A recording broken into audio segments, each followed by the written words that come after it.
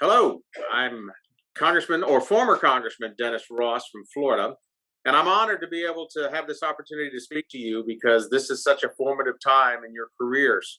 I know you've had a great opening session with some members of Congress, especially from the Modernization Committee, and I'm so delighted to see Congress take the interest they're taking in the internship program and understanding how significant it is for the development of not only you, our future leaders, but also the continued survival and thriving of our nation. Let's talk about internships. The experiential training you will learn is not unlike a residency that the doctor will have when they go to get their medical license. It is in the clinicals. It's where you learn the process. Where you get to know how things are done or not done. Things that you can't explain, especially in the political arena. Let me tell you something. You're already ahead of me. I was rejected when I wanted to be an intern. I always had a passion for the political world as a kid. Wrote letters to presidents, wrote letters to members of Congress, and one of my letters was a request to intern with a United States senator from Florida. They didn't have the resources. Now, this was back in the late 70s. You know, right now there are more opportunities to intern in the United States Congress than there ever has been.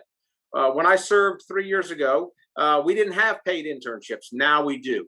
I had some interns that couldn't afford to be up there, but their passion, again, allowed them to be able to make ends meet, take out student loans, and now they're serving in a myriad of positions on the Hill because they knew that there was an opportunity there, the same way you are. Even though I was denied my opportunity to serve on the Hill, my passion for the political arena wasn't dampened a bit. I went on, fortunately, to a national lobby, actually, for student associations, and then worked in the Florida legislature. But I never lost my desire for wanting to be in the political process. I got to tell you, Washington, D.C. is a magical city. It's a great place for young people. It's the center of the political universe, and that's a driver. But you know that there's a purpose in your life that is driving you to go to DC, and most likely it's to have an impact not only on your community but on the world. What better way than to gain the knowledge and the experience through interning and knowing that you've got a greater possibility now than almost anybody else in any other occupation to find employment, a career in the political process in Washington, D.C., especially with College to Congress that I'm affiliated with right now. 90% of our interns go on to find employment in the process. Now, that's amazing. Another thing that really concerns me is that less than 4% of colleges and universities require any education, any courses in financial literacy. Now, what you're learning in politics is, yes, there's a lot of give and take, but everything runs on the dollar. Budgets, appropriations, what's in it for me? How can I bring this back home? What are we going to do, to help hurricane victims? What are we going to do to help our veterans? It's all about dollars. It's all about economics. But we don't teach the fundamentals of economics. We don't teach those things that are being debated in Congress about raising taxes, lowering taxes, cutting expenses, raising expenses. We don't teach that. Again, you're learning it in experiential training.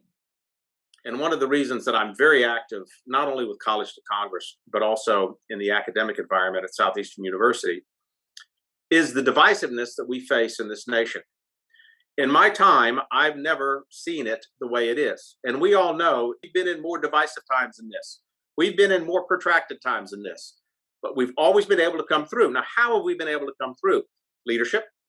We have people that understand that the greater good, the system, again, I'll throw you back to the Constitution and the preamble, because the preamble is the greatest definition of the greater good for America. And if we keep coming back to that, we'll realize that if we're all on board for that, even though we have different ways of getting there, we all want to go for the greater good.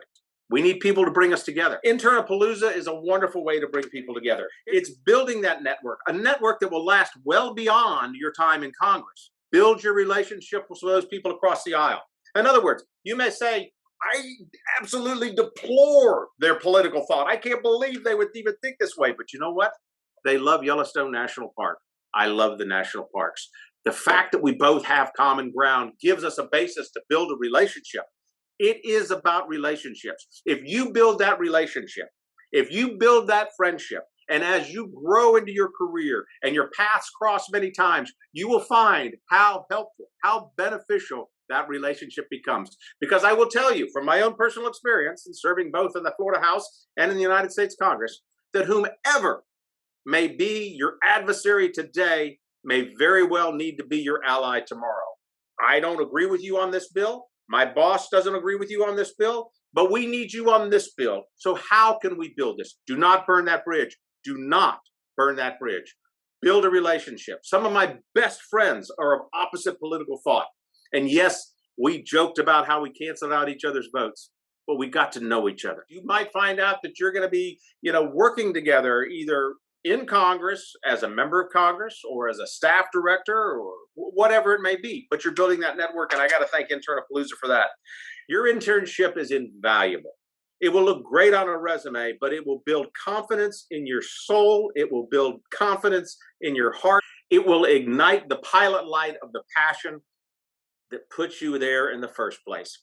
The challenges that face you are much greater than the challenges that faced me when I was your age. So you have got your hands full.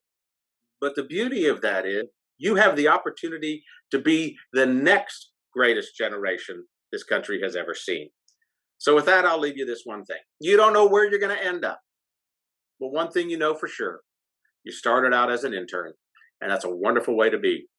Now go out there and be the leader that you want to see. God bless you. Good luck. And I wish you the best success. Thank you.